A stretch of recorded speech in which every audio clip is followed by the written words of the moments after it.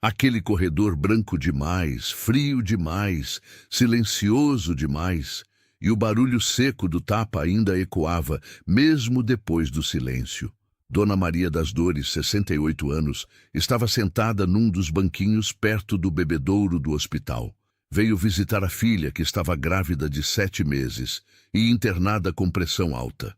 Mas o que viu ali foi o que nenhuma mãe deveria ver, e muito menos uma sogra. A cena foi rápida, mas doeu como se tivesse levado o tapa também. O genro, com aquela camisa social cara e um cheiro forte de perfume importado, não hesitou. A voz dele cortou o corredor antes da agressão. Você quer mesmo fazer esse escândalo, Luísa? Aqui, na frente dos outros? A filha, Luísa, tentava manter a compostura. Mesmo com o olho inchado de tanto chorar, mesmo com a barriga pesada, ela ainda falava baixo, com cuidado. Eu só perguntei onde você estava ontem à noite. Foi aí que veio o tapa, estalado, frio, sem culpa. E mesmo com uma técnica do hospital vindo em direção à confusão, ele ainda teve coragem de dizer: "Tá vendo, Dona Maria? É isso que sua filha faz, me envergonha." Dona Maria se levantou devagar. Olhou para o genro como quem olha para o chão que pisam, mas não disse nada. Ela apenas andou em direção à filha, segurou o braço dela, passou a mão no rosto com cuidado e disse baixinho, para que ninguém ouvisse: "Se quiser falar, fale baixo. Aqui é hospital e a vergonha já é minha." Não era a primeira vez que via aquele tipo de coisa. Há meses, Dona Maria escutava gritos pela casa, portas batendo. Luísa sempre sorria por fora, mas tinha um fundinho triste no olhar. Aquele olhar que só mãe percebe. Mas agora tinha uma barriga no meio disso tudo. Tinha um bebê e tinha um tapa, diante de enfermeiras visitantes da própria sogra. Mas o mais humilhante ainda estava por vir. Antes de sair escoltado pela segurança do hospital, o genro ainda se virou e disparou, na frente de todos: "É isso, né? Família de pobre é tudo igual. Já entendi de onde vem o sangue fraco dessa criança." Ninguém teve reação, só Dona Maria. Ela segurou a filha com força e murmurou: "A senhora vai se levantar agora, vai para dentro, e a mãe dele vai calar a boca, por enquanto." O por enquanto dela não era ameaça. Era certeza antiga de quem já engoliu muito sapo e ainda está vivo. Ela não ia berrar, nem correr atrás de justiça na frente de todo mundo. Dona Maria era do tipo que não gritava. Ela agia. E naquele dia, ela viu o que precisava ver. Luísa voltou para o quarto, meio tonta, com a bochecha ainda quente e o orgulho completamente partido. O médico tentou acalmá-la, mediu a pressão, passou orientações, mas ela mal escutava. Na cabeça dela, só rodava uma frase: "Ele me bateu." Não gritava, não chorava, não reclamava. Luísa era dessas que se acostumou a engolir. Engolir o choro, a humilhação, a ausência, a solidão dentro de casa. O casamento dela com Eduardo, o filho de um empresário conhecido da cidade, começou como conto de fadas e foi virando conto de controle. Ele escolhia o que ela vestia, controlava o cartão, dizia que a casa era dele, não gostava que ela falasse com vizinhas, dizia que a sogra estava velha demais para ficar dando palpite. Dona Maria via tudo, sentia tudo, mas achava que não era sua hora de falar, até aquele tapa.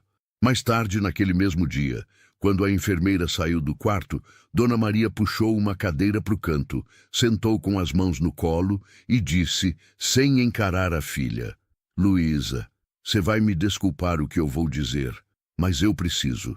Luísa olhou com medo. "A senhora vai brigar comigo?" "Não, brigar não. Só vou te lembrar do que você esqueceu. Você é filha de mulher forte, não nasceu para se calar para homem nenhum." Luísa chorou. "Mãe, eu tenho vergonha. Todo mundo viu. Até a senhora." "Filha, vergonha ele é quem tem que ter, e vai ter. Eu só estou esperando a hora certa." Luísa não entendeu, mas Dona Maria já estava em outro tempo.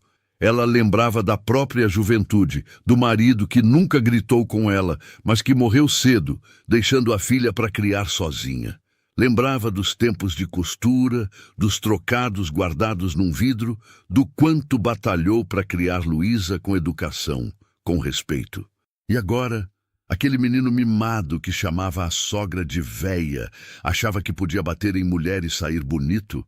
Dona Maria não tinha advogado, não tinha estudo, mas tinha olho, tinha memória, tinha tempo e, mais do que tudo, tinha vontade de não deixar isso passar impune. Ele tem dinheiro, mãe, tem empresa, tem gente que passa pano para ele até quando ele mente. Eu tô com medo. Ele tem dinheiro, mas não tem Deus, nem vergonha, nem mãe. Dona Maria se levantou devagar, alisou a saia com a palma das mãos e olhou para a filha com calma. Você vai descansar. Eu vou dar um pulinho ali na recepção. Fazer o quê, mãe? Só vou perguntar uma coisinha para uma moça que vi do lado da assistente social, aquela moça da defensoria. Luísa a observou sair. Tinha algo no passo da mãe. Não era raiva, era firmeza. Na recepção do hospital, Dona Maria se aproximou da mesa da defensoria pública com a delicadeza de quem pede informação e não favor. Bom dia, filha. Vocês que ajudam as mulheres que estão passando coisa ruim com o marido? A moça olhou com atenção. Dona Maria estava com a roupa limpa, simples, e os olhos cheios de alguma coisa difícil de explicar. Dor contida, mas também coragem. Sim, senhora. A senhora quer conversar? Não é para mim, não, é para minha filha. Tá ali no quarto 203. O marido dela deu um tapa nela aqui no corredor, na frente de todo mundo. A moça arregalou os olhos. Foi aqui? Aqui mesmo, e eu vi. E sua filha quer denunciar? Não sei se ela tá pronta, mas eu tô. E eu vi. Enquanto isso, do outro lado da cidade, Eduardo seguia vivendo sua rotina de homem intocável.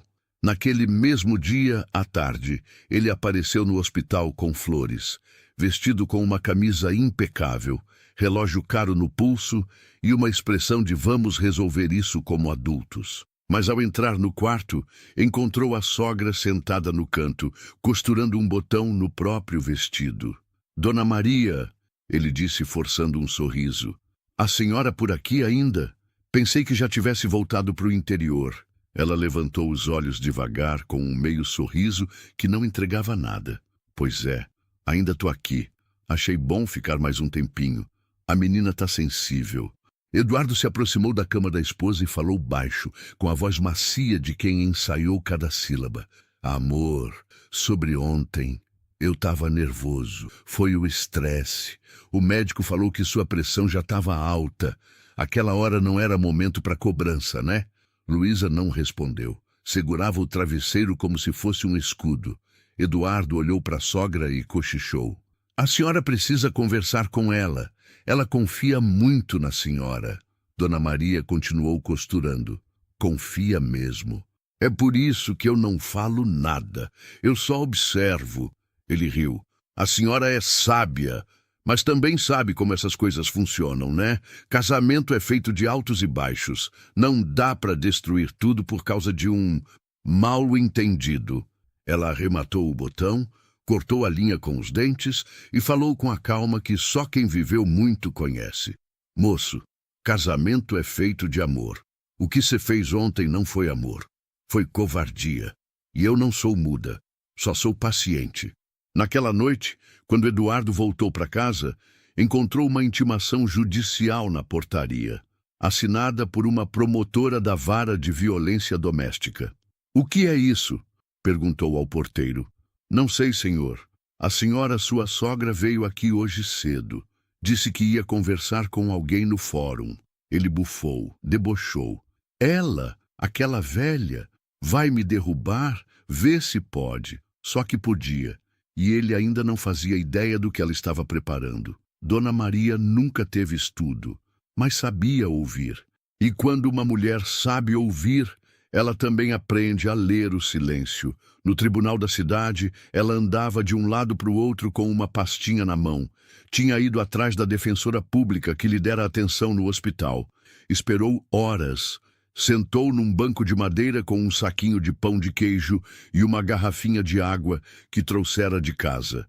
Quando foi chamada, entrou numa sala onde havia 2 promotores, uma assistente social e uma advogada. A senhora é mãe da Luísa? Sou, sim. E vi com esses olhos que a terra há de comer o que aquele traste fez com a minha filha. Ela vai testemunhar? Por enquanto não. Ela está com medo. Mas eu posso. E tenho nome de gente, tenho CPF, tenho voz. A defensora, impressionada, anotou tudo. E com base na denúncia de Dona Maria, abriu um pedido cautelar. Se aprovado, impediria Eduardo de se aproximar de Luísa e obrigaria o hospital a liberar imagens da câmera que ficava no corredor do 2º andar. Eduardo, por outro lado, seguia agindo como se tudo estivesse sob controle. Na reunião com os investidores da empresa da família, ele fazia piadas sobre a sogra. A mulher jurava que estava num tribunal do Oscar, gente. Falava com a juíza como se fosse amiga de infância. Esses pobres vivem num mundo paralelo. Os risos da sala foram abafados por um silêncio tenso. Um dos investidores mais antigos pigarreou. Eduardo, você sabe que nossa imagem vale ouro, né? Essas coisas de agressão não pegam bem, mesmo que seja só fofoca. Ele deu de ombros. Não se preocupem, isso morre logo. A mulher é velha, analfabeta. Quem vai ouvir ela? Só que ouviram. Dona Maria, naquele mesmo dia, voltou ao hospital. Procurou a enfermeira que ajudou Luísa durante a internação. Conversaram baixinho na sala de repouso. A moça, tocada pela força daquela mãe, topou assinar um documento relatando o estado emocional de Luísa, o hematoma visível no rosto e o que presenciou no turno dela. Se puder ajudar, eu ajudo. Ninguém merece viver com medo. Com esse novo documento, o processo andou. O juiz concedeu medida protetiva. Eduardo recebeu a notificação durante uma visita à construtora. Quando leu o papel, franziu a testa. Tá de brincadeira? Isso é sério? O advogado da família respondeu seco. Infelizmente, sim. A denúncia foi acolhida e a sogra está sendo tratada como testemunha-chave. Ela é firme, fala bem e o Ministério Público está levando a sério. Eduardo bufou. Aquela velha desdentada. Vocês estão me dizendo que vão acreditar nela contra mim? Um dos empresários mais influentes da região. O advogado o encarou. Se fosse só ela, talvez, mas parece que mais gente viu. E agora tem até relato de enfermeira no processo. A coisa está começando a feder, Eduardo. Ele jogou a pasta em cima da mesa, furioso. Isso é um circo. Ela quer se vingar porque nunca aceitei a filha dela, porque tratei como lixo. Mas se acham que vão me derrubar com esse teatrinho barato, tão errados. Só que ninguém ali parecia tão certo quanto ele, exceto Dona Maria. Ela sabia o que estava fazendo e não ia parar ali. Eduardo decidiu contra-atacar. Chamou seu advogado e arquitetaram uma versão que o colocava como vítima. Segundo ele, Luísa estava emocionalmente instável por conta da gravidez e foi ela quem o agrediu primeiro. Ela me empurrou, me ameaçou, eu só me defendi. Eu tenho marcas no braço. O advogado fotografou o local. Realmente havia uma vermelhidão, causada por uma alergia que Eduardo tinha desde criança. Mas isso pouco importava. Eles redigiram uma declaração formal, com um pedido para suspender a medida protetiva. Eduardo publicou uma nota nas redes. Jamais levantei a mão para a mãe do meu filho. Estamos passando por um momento delicado e espero que a justiça reconheça que sou um homem íntegro e jamais faria algo assim. Nos comentários, uma chuva de críticas. A justiça não se compra, Eduardo. Se é inocente, por que está tão nervoso? A câmera do hospital vai mostrar, viu? Ele mandou apagar os comentários negativos e bloqueou centenas de perfis. Estava perdendo o controle. Enquanto isso, Dona Maria observava tudo com serenidade. Sabia que não era só sobre justiça, era sobre devolver dignidade à filha. Ela voltou à Defensoria Pública com mais um papel, um bilhete escrito à mão por Luísa dizendo: "Mãe, eu não consigo mais. Tenho medo. Ele disse que se eu abrir a boca, o bebê vai nascer sem pai. Mas eu não aguento mais me calar. Me ajuda. A defensora leu e engoliu em seco. Dona Maria, a senhora tem noção do quanto isso é poderoso? Tenho. Mas o que mais me dói é saber que minha filha precisou me escrever isso escondida. Ela não gritou, não correu, só me deixou esse papel como quem pede perdão por viver. A advogada respirou fundo. Vamos até o fim, Dona Maria. Eu prometo. No hospital, a juíza autorizou a quebra de sigilo das imagens. O vídeo da câmera do segundo andar foi entregue com autorização judicial. O que se viu? Luísa no corredor chorando, Eduardo gritando com o dedo em riste, e depois o tapa. A imagem não deixava dúvidas. Dona Maria soube da confirmação no fim da tarde. Estava sentada no sofá, com a Bíblia aberta no colo, quando recebeu a ligação da defensoria. O vídeo confirma. Não tem mais como ele negar. Ela fechou os olhos e chorou em silêncio. Agora, me diga você que está ouvindo essa história até aqui. O que você faria no lugar dessa mãe? Você já viu alguma injustiça assim dentro da sua própria família? De onde você está assistindo essa história agora? Aproveita esse momento e comenta aqui embaixo. Se inscreve no canal, curte e compartilha esse vídeo. Assim, mais gente vai conhecer a força de quem luta calado e age no momento certo. A juíza marcou a audiência preliminar.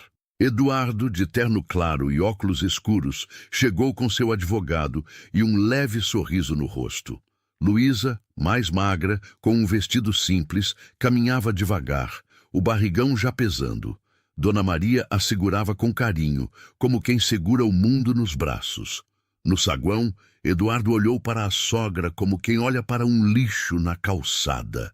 Não acredito que a senhora teve coragem de trazer isso aqui para frente. Isso é de família.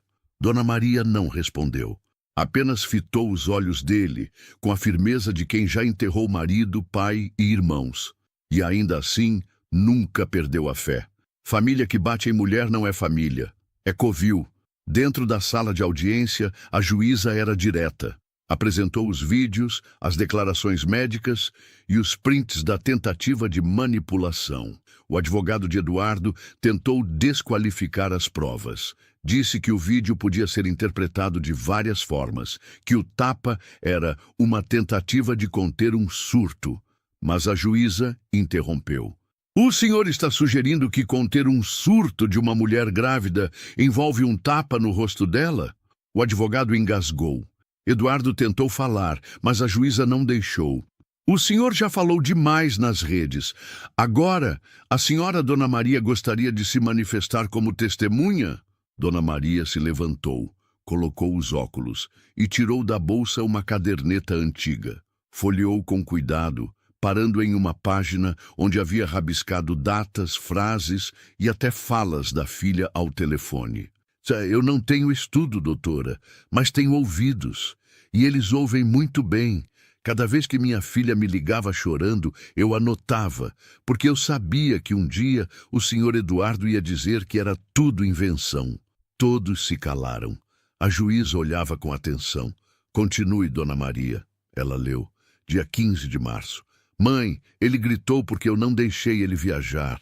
Dia 22 de março. Ele me empurrou da escada e disse que foi sem querer.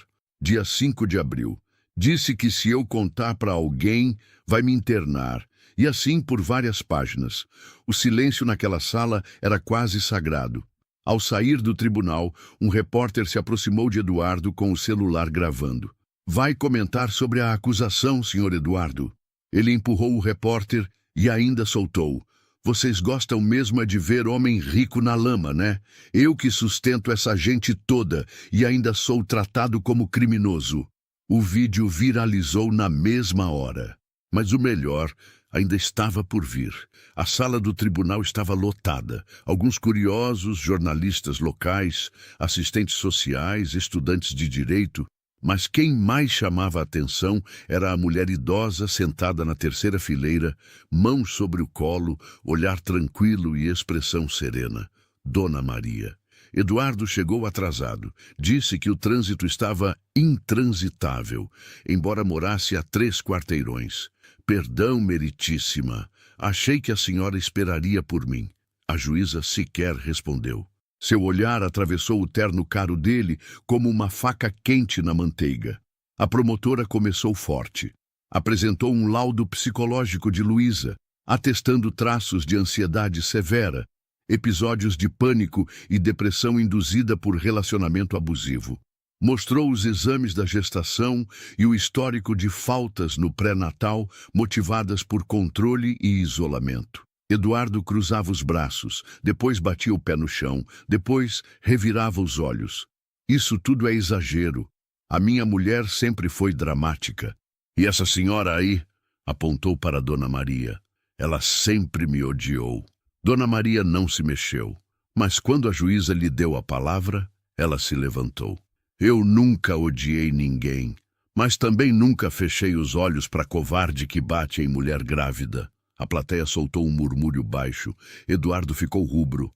Ela é uma velha ressentida, sempre quis separar a gente, sempre achou que a filha dela era demais para mim, mas foi ela que criou a filha para ser submissa, não fui eu. Silêncio. Todos esperavam a juíza cortar a fala, mas ela deixou. Continue, senhor Eduardo. Ela sempre foi pobre, e quando viu que a filha ia viver bem, tentou boicotar. Essa história de justiça é puro recalque. Sabe o que é? Meritíssima. Essas mulheres de hoje em dia não aguentam um homem de verdade. A promotora se levantou na hora. Excelência, a defesa está transformando este julgamento em palanque para discurso misógino. A juíza bateu o martelo. Chega, e virou-se para Dona Maria. A senhora quer fazer uma última consideração? Ela respirou fundo, olhou para Eduardo e disse apenas: o senhor nasceu em berço de ouro, mas nunca aprendeu a ser gente. E a minha filha, ela nasceu do meu ventre. Se alguém aqui tem culpa por ela ser forte, é porque aprendeu comigo que mulher nenhuma deve abaixar a cabeça para homem violento. A juíza finalizou a sessão com o anúncio de que o julgamento seria encerrado na próxima audiência. Mas já estava claro para todos ali. Eduardo tinha perdido muito mais do que o processo. Na saída, uma repórter se aproximou de Dona Maria. A senhora tem algo a dizer? Ela sorriu com os olhos marejados. Tenho sim, que a justiça tarda, mas quando é feita por uma mãe, ela nunca falha. E caminhou lentamente, com sua filha grávida, amparada no braço. As duas, como duas guerreiras, saindo vitoriosas, sem levantar a voz. No dia seguinte, a cidade estava em alvoroço. Os jornais locais estamparam a manchete. Filho de empresário agride esposa grávida. Sogra comove o tribunal. Mas o que mais impressionava era o vídeo que rodava em todos os cantos da internet. Ali, Dona Maria aparecia de pé, encarando o genro como se ele fosse invisível, enquanto a filha chorava em silêncio ao lado. Os comentários eram unânimes. Essa senhora é gigante. Minha mãe faria o mesmo. É por mulheres assim que o mundo ainda tem conserto. Na audiência final, Eduardo foi orientado a se desculpar. Era a última chance de amenizar sua pena. Mas ele escolheu o caminho que sempre escolheu. Me desculpar. Pelo quê? Pela minha mulher ter crescido fraca? Pela mãe dela não ter me respeitado nunca? O Brasil está cheio de mulherzinhas que fazem um escândalo por qualquer tapa. Essa aí só está usando a gravidez como escudo. A juíza não hesitou. Senhor Eduardo Mendes, diante das evidências, dos testemunhos, dos laudos e principalmente da sua conduta neste tribunal, declaro que o senhor está proibido de se aproximar de Luísa Maria Souza, de sua residência, de seu local de trabalho e do hospital onde está sendo acompanhada. O senhor também está sujeito a regime fechado, com início imediato, por tentativa de lesão corporal, violência psicológica e ameaça. O murmúrio foi instantâneo, mas o que ninguém esperava era o que veio depois. Luísa se levantou tremendo. Ela ainda o amava, talvez, no fundo, Mas naquele momento ela sabia que amava mais a si mesma e ao bebê que carregava. Mas foi Dona Maria quem se aproximou do réu. Segurando na bolsa simples que carregava no colo durante todas as audiências, ela tirou um envelope. Estendeu à juíza. Desculpe, meritíssima, isso chegou ontem pelos correios. Só abri hoje de manhã. É importante. Era uma carta, escrita por Eduardo para outra mulher. Nela ele dizia: assim que a Luísa parir, eu sumo com a criança e invento que foi depressão pós-parto. A mãe dela não precisa saber. A velha mal enxerga. A juíza leu em silêncio. Suspirou. Esse documento só reforça o que todos já sabíamos. Obrigada, Dona Maria. A senhora não só criou uma filha digna, como protegeu seu neto antes mesmo de ele nascer. Eduardo finalmente silenciou. Pela primeira vez. Sem resposta. Sem bravata. Sem desculpa. Na saída do fórum, jornalistas tentavam filmar Dona Maria. Ela só disse: não sou heroína, só sou mãe. E mãe não vê o erro e cruza os braços. Mãe não teme nem o tribunal, quando é pelos filhos. E seguiu andando com a filha. De mãos dadas, as duas pareciam pequenas diante do mundo. Mas naquele dia, carregavam dentro de si algo muito maior do que o mundo podia entender. Respeito, coragem e justiça.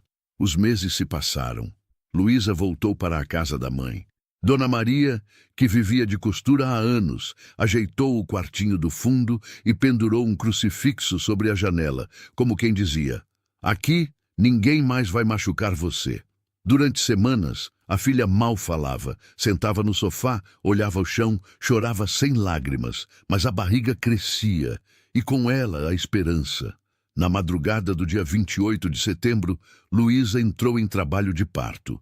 O hospital era o mesmo de antes, os corredores, os mesmos. Mas quando a porta se abriu, quem estava ao lado dela era Dona Maria, de mãos dadas, cantando baixinho, soprando orações entre as contrações, até que ele nasceu, um menino, gritando forte, com o rostinho vermelho e os punhos cerrados, como se já tivesse vindo ao mundo dizendo: ninguém vai me calar. Dona Maria olhou para a filha. Luísa sorriu com lágrimas nos olhos. Obrigada por não me deixar sozinha. Filha, eu só fiz o que qualquer mãe faria, o que qualquer ser humano deveria fazer. Mas você enfrentou tudo, mãe. Ele, a família dele, o dinheiro, o medo. Eu quase aceitei que merecia o tapa. Dona Maria segurou o neto no colo com a mão calejada, mas firme. Nunca mais repita isso. Você não merecia. Ninguém merece. Eduardo foi condenado a 4 anos de prisão em regime fechado. Seu pai tentou recorrer. Disse que havia exagero, que a sogra era manipuladora. Mas o país inteiro já tinha formado sua opinião. Empresas romperam contratos. Clientes deixaram de comprar. O sobrenome Mendes virou sinônimo de covardia. E no final, não foi um tapa que destruiu tudo. Foi o desprezo dele por uma mulher idosa que ele achava fraca demais para ser ouvida e forte demais para ser comprada. Na televisão, uma repórter perguntou: Dona Maria, a senhora acha que agora fez justiça? Ela pensou, demorou e respondeu: justiça mesmo. Seria ele entender o que é amar alguém e jamais levantar a mão. Mas se eu conseguir proteger minha filha, já valeu. Hoje, Luísa trabalha como assistente social. Dona Maria voltou à costura, mas agora com uma plaquinha na janela. Respeito não se pede, se exige. E o bebê foi registrado com o sobrenome da mãe e com o nome que Dona Maria sussurrou ao pé do ouvido dele quando o pegou pela primeira vez. Miguel, porque você é um anjo que chegou no meio da guerra. Se você chegou até aqui, talvez tenha sentido algo dentro do peito.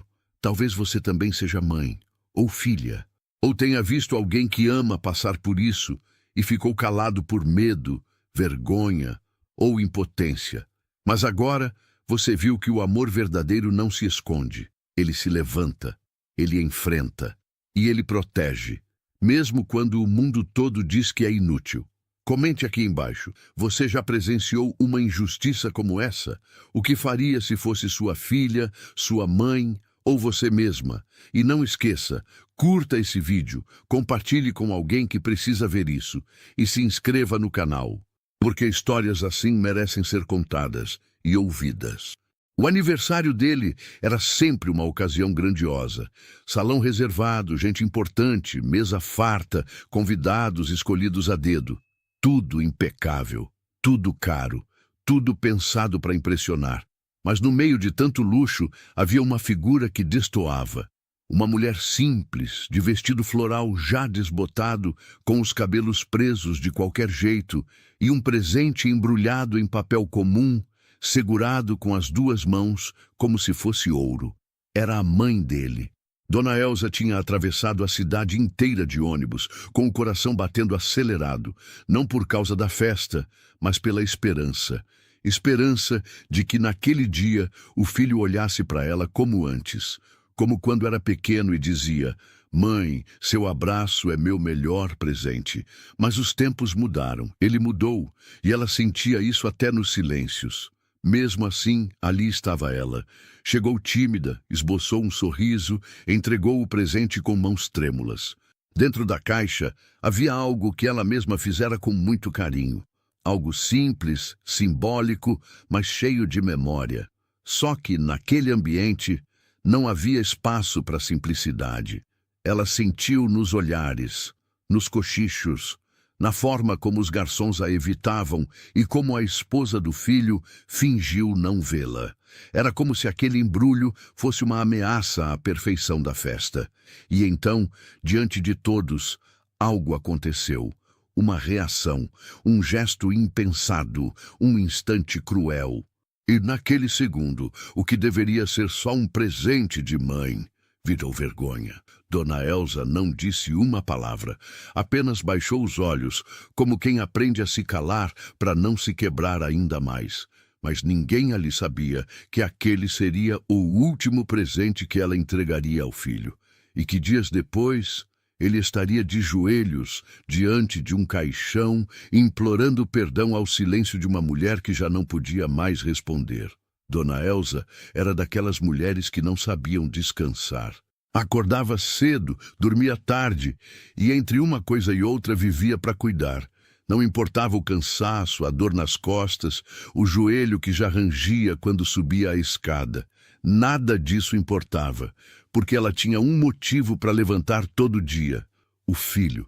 Desde que o marido foi embora, quando o menino tinha só 4 anos, ela entendeu que estava por conta. Não havia rede de apoio. Não havia parente para ajudar. Era só ela e aquele garotinho de olhos vivos e sorriso fácil. Ela não sabia como daria conta, mas sabia que daria.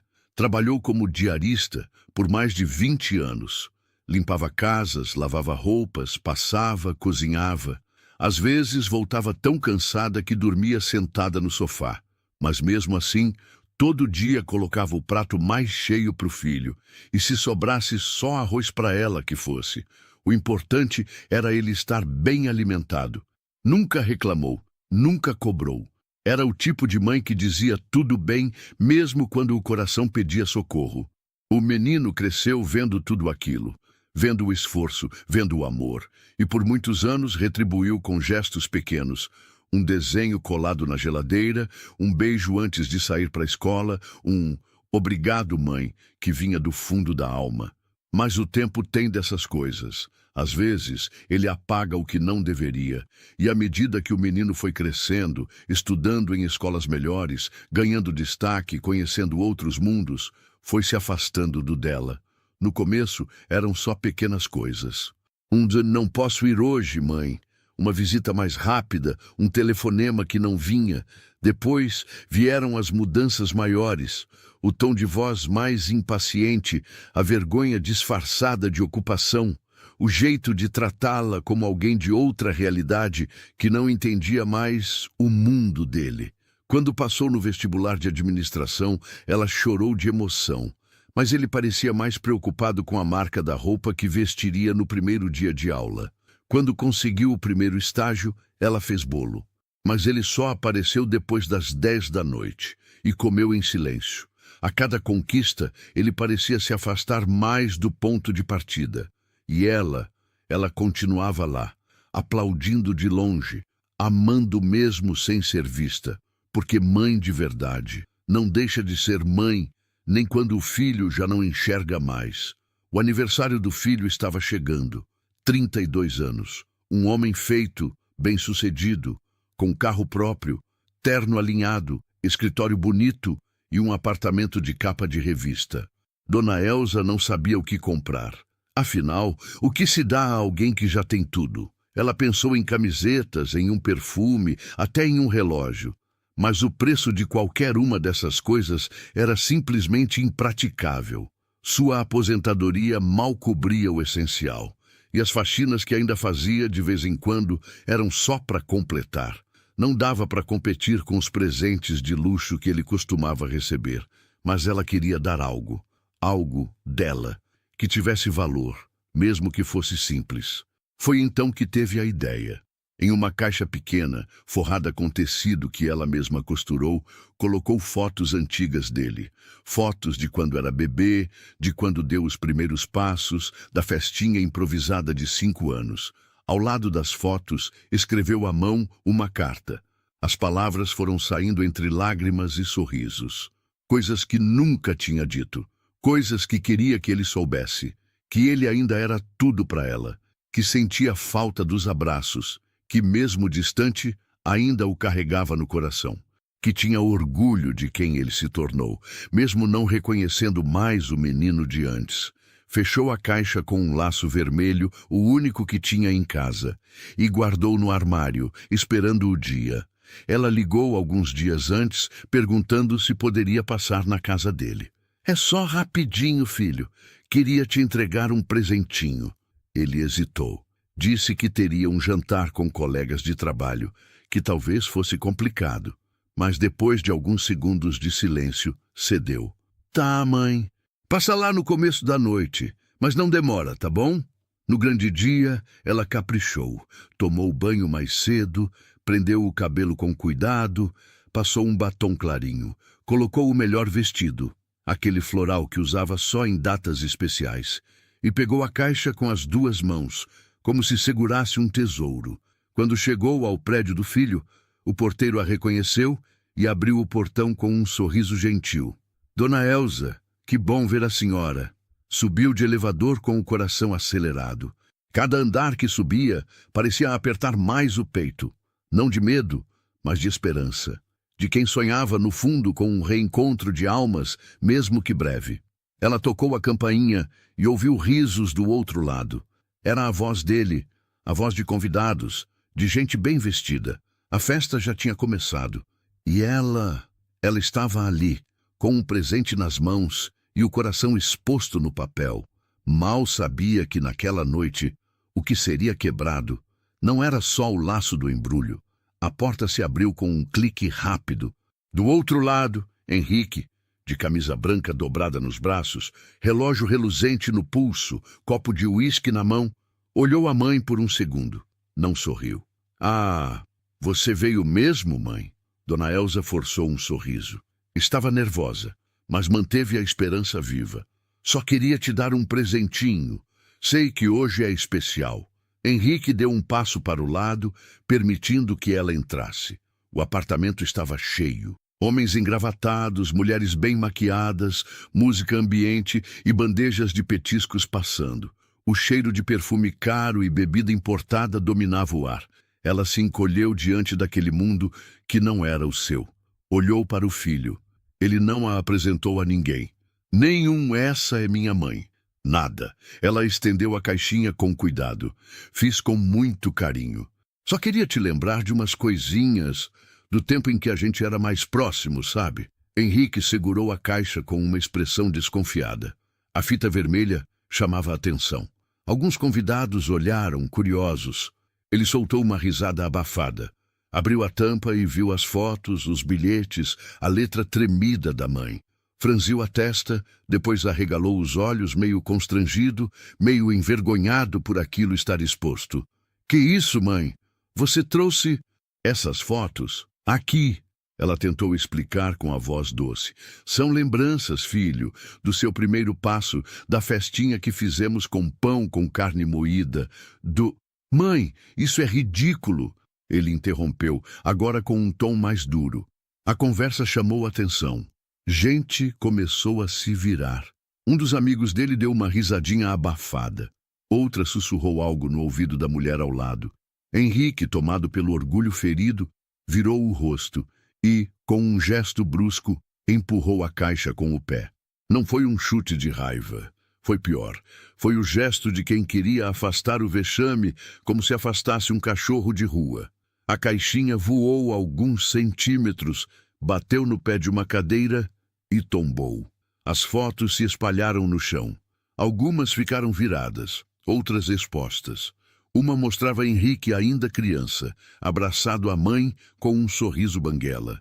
Outra, a carta, escancarada, onde ela dizia: "Você sempre será meu maior presente." Silêncio. Dona Elza se abaixou devagar. Juntou uma a uma, sem olhar nos olhos de ninguém. Os dedos tremiam, as pernas também. Henrique tentou disfarçar. "Desculpa, gente. Minha mãe se empolga às vezes. É coisa de gente mais simples." Ela não respondeu. Apenas se levantou, segurando de novo a caixa, agora desfeita, remendada nas pressas do constrangimento. "Parabéns, Henrique." E saiu, sem drama, sem grito, só com o barulho baixo da porta fechando atrás de si. Henrique não foi atrás da mãe, nem naquela noite, nem no dia seguinte. Para ele, a festa seguiu. Bebeu, brindou, gargalhou com os amigos. Se alguém comentou o ocorrido, ele fingiu que não ouviu. E quando ouviu, dizia que ela exagerava, que fazia aquilo de propósito para se colocar como vítima. "Minha mãe é boa, mas tem essas coisas. Drama, melodrama, coisa de gente que vive no passado." Enquanto isso, Dona Elza passava os dias quieta. Colocou a caixa de lembranças de volta na prateleira, mesmo com a tampa quebrada. Ficou olhando para ela por horas, sem tocar. No fundo, ainda esperava um telefonema, um pedido de desculpa, uma mensagem qualquer, mas nada. A vizinha, Dona Neuza, notou o abatimento. "Que foi, Elza? Tá tão calada?" Ela apenas sorriu. "Nada, minha amiga, só saudade. Saudade do que nunca mais volta." Henrique também não apareceu no domingo como prometera, e Dona Elza, pela primeira vez em anos, não fez o bolo de fubá com erva doce que ele tanto gostava. Ficou sentada na varanda, olhando a rua vazia. O som das crianças brincando ao longe parecia vir de outra vida. Ela não chorava, não mais. A dor já tinha passado da lágrima. Ela só sentia um vazio, um silêncio que não se explicava com palavras. Henrique, por sua vez, só percebeu que havia algo errado muitos dias depois, quando o número dela chamava e não atendia. Mandava mensagem, mas ela visualizava e não respondia. Não como vingança, mas como quem simplesmente não tinha mais forças para recomeçar o mesmo ciclo. "E você? Já viu alguém ser silenciado assim por dentro? Alguém que um dia gritava amor e agora só respira saudade? Comente aqui de onde você está assistindo essa história. Esse tipo de dor, infelizmente, não tem CEP. Acontece em todo lugar." Henrique ainda não sentia culpa. No fundo, achava que ela estava exagerando, que um dia ia passar, que tudo ia voltar ao normal. Mas Dona Elza, pela primeira vez, decidiu não insistir mais, não correr atrás. Parou de mandar mensagem, de perguntar se ele estava bem, de desejar bom dia com figurinhas de sol e flor. E isso doeu mais nele do que qualquer bronca. Sentir que o amor da mãe agora não corria mais atrás. Nas semanas seguintes, Dona Elza adoeceu, mas não contou a ninguém. Fazia seus exames sozinha, pegava ônibus e voltava calada. A tosse persistente, a fadiga, o cansaço constante, tudo ela colocava na conta da idade. É normal, coisa de quem já viveu muito. Mas o coração dela, que um dia bateu acelerado para embalar o filho nos braços, agora batia cada vez mais devagar. Henrique ainda não sabia, nem imaginava o que viria. Mas a caixa, aquela caixa, ainda estava lá, no mesmo lugar, e o tempo corria. Foi numa segunda-feira chuvosa que Dona Elza caiu no banheiro. A vizinha escutou o barulho e correu. "Elza, tá tudo bem?" Ela não respondia. Estava consciente, mas fraca, com os olhos fundos e a respiração rasa. A ambulância chegou rápido e Dona Neuza, com o coração apertado, foi junto. Na ficha do hospital, marcaram contato de emergência e perguntaram: tem algum parente? Dona Neuza hesitou, mas passou o número de Henrique. Quando o celular tocou, ele estava no café com amigos. Atendeu sem olhar o número. Henrique, é do Hospital Santa Clara. Sua mãe foi internada com urgência. Pode vir? Ele demorou alguns segundos para entender. Minha mãe levantou rápido. Não terminou o café. Não explicou nada aos amigos. No caminho, o silêncio do carro foi pesado. Pela primeira vez, começou a lembrar da festa, do presente, do barulho da caixa quebrando. Ela ficou tão magoada assim. Chegou ao hospital às pressas, e o cheiro forte de desinfetante, o som dos monitores, o corredor gelado, tudo pareceu sufocar. Henrique Teixeira? Sou eu. Sua mãe está na UTI. O quadro é estável por enquanto, mas delicado. Pulmões comprometidos, sinais de infecção antiga não tratada. Ele sentou, ficou ali, sem conseguir falar. Pela primeira vez em anos, se viu pequeno, frágil, sem controle, como um menino perdido em um mundo que ele achava dominar. A médica ainda disse: ela chegou sozinha, sabia? Disse que não queria incomodar ninguém. Henrique sentiu a frase como uma pedrada no peito. Passou a noite ali, não conseguiu dormir, só lembrava dela na varanda, dela sorrindo com o bolo nas mãos, dela entregando a caixa com carinho. E ele? Ele chutou, pisoteou tudo, sem pensar. No dia seguinte, voltou para a casa da mãe. Procurou algo, qualquer coisa, um sinal, uma lembrança, e achou a caixa, lá na prateleira, com a tampa quebrada, e dentro dela, todos os desenhos que ele fazia quando criança. Recortes de jornal onde o nome dele saía, diplomas antigos, cartinhas do Dia das Mães que ele nem lembrava de ter escrito. E ali, no fundo, uma foto dele, com uns 7 anos, abraçado nela, rindo, com o dente da frente faltando. Henrique sentou no sofá e chorou, como há anos não chorava. Não era mais orgulho, nem vergonha. Era um lamento cru. A dor de ter ferido alguém que só oferecia amor. Ele voltou para o hospital. Passou a ficar ali todos os dias. Levava flores. Lia salmos em voz baixa. Contava histórias da infância, mesmo que ela estivesse inconsciente. Mãe, a senhora precisa acordar, tá? Eu preciso pedir desculpa direito. Mas Dona Elza dormia. E o tempo seguia passando. O coração de Dona Elza não resistiu. Henrique estava no hospital quando os monitores apitaram. E aquela linha reta, fria e silenciosa, desenhou o que ele nunca imaginou que veria: a perda definitiva. Ele não gritou, não caiu, não esbravejou. Ficou ali, parado, como se o tempo tivesse congelado só para ele.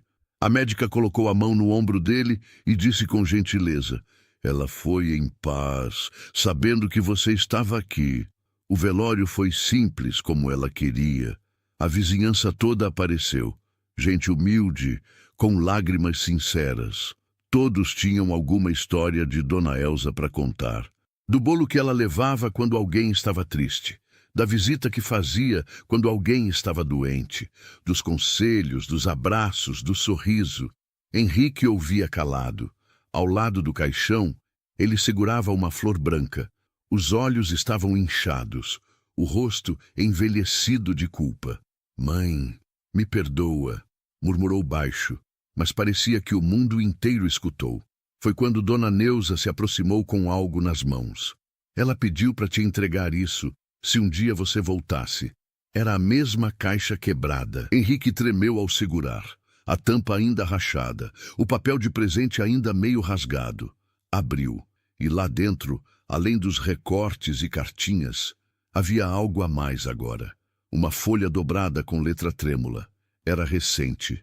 Filho, talvez eu tenha errado tentando te proteger demais. Talvez eu tenha estragado o presente com meu jeito simples. Mas tudo que coloquei aqui dentro é amor. Cada papel, cada rabisco, cada lembrança é o que eu tenho de mais bonito. Se um dia você abrir essa caixa com o coração, vai entender. E se esse dia chegar, já vai ter meu perdão. Com amor, sua mãe. Henrique não aguentou. Se ajoelhou ali, no chão frio da capela, com a caixa no colo. Chorou alto, como uma criança que perdeu o colo. Os convidados ficaram em silêncio. Nenhum olhar de reprovação. Só a tristeza compartilhada de um amor que, mesmo quebrado, sobreviveu ao tempo. Mais tarde, quando o caixão desceu, ele colocou a caixa sobre ele. Agora sim, mãe, eu entendi. Pode descansar. E naquele instante, o céu se abriu. Uma luz suave escapou entre as nuvens, como se o próprio tempo tivesse se inclinado para testemunhar. Não havia mais palavras, apenas um silêncio cheio de tudo. Henrique ficou por último no cemitério, sentado no banco, olhando o túmulo recém-fechado. Sabia que nunca mais teria como desfazer o passado. Mas dentro dele, algo novo nascia. Um compromisso. Depois do enterro, Henrique desapareceu por alguns dias. Não voltou para o apartamento luxuoso, nem para a cobertura com vista para o mar, nem para o bar em que costumava afogar o tédio. Ele foi para a casa da mãe, a mesma casinha simples, com as paredes descascadas e cheiro de café velho impregnado na madeira dos armários. Passou os olhos por cada canto, o tapete puído, a cadeira de balanço que rangia, a cortina de crochê que ela mesma fizera com as mãos já doídas de tanto trabalhar.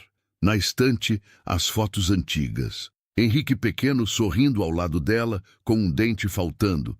Em outra, ele ainda adolescente, de uniforme da escola pública, abraçado à mãe com orgulho. No centro da sala, o porta-retrato com a frase: "Lar é onde mora o amor." Henrique chorou de novo, mas dessa vez, com uma serenidade diferente. Abriu a caixa de ferramentas e começou. Consertou a torneira da pia que vivia pingando. Reforçou a maçaneta da porta dos fundos. Lavou cada janela, limpou os armários, reorganizou as prateleiras. Passou horas revivendo aquela casa com as próprias mãos. Era isso que ela queria, murmurava. No quintal, sentou no banco onde ela costumava contar histórias para as crianças da vizinhança. Dona Elza não era só mãe dele. Era como mãe de muitos ali. Henrique então teve uma ideia, uma daquelas que não vem da cabeça, mas do coração. Pegou parte do dinheiro da empresa, vendeu o carro importado, cancelou a viagem para a Europa. Com isso, reformou a casa da mãe por completo, mas sem mudar a essência. As cores continuaram as mesmas, o sofá continuou o mesmo, só ganhou reforço. Mas o mais importante veio depois. Transformou os cômodos de trás da casa em uma pequena biblioteca comunitária.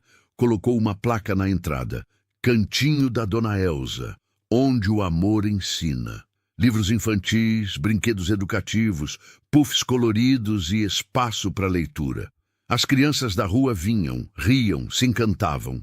Henrique contava histórias, fazia bolo de cenoura com cobertura de chocolate, receita da mãe, e ensinava lições que ele mesmo aprendeu tarde demais. Não havia câmeras, nem redes sociais, nem alarde. Apenas a tentativa real de ressignificar o vazio. Certa tarde, Dona Neuza apareceu por lá com os olhos marejados. Ela estaria tão orgulhosa. Henrique segurou a emoção e respondeu, olhando para o céu: "Eu espero que sim." E naquele instante, o vento balançou as cortinas da janela como se fosse uma resposta suave. A presença de Dona Elza podia ter partido, mas o amor dela agora morava em outros corações. E Henrique, aos poucos, ia deixando de ser o filho ausente, para se tornar aquilo que ela sempre viu nele, mesmo quando ele não via: um homem bom. Henrique nunca mais foi o mesmo. E isso não significa que virou santo, que passou a viver como monge ou que apagou todos os erros do passado. Não. Mas passou a viver com um olhar diferente, com mais silêncio e menos vaidade. Começou a notar o que antes ignorava: o cheiro do feijão no fogo, o som dos pássaros na manhã, o sorriso tímido de uma criança ao ganhar atenção.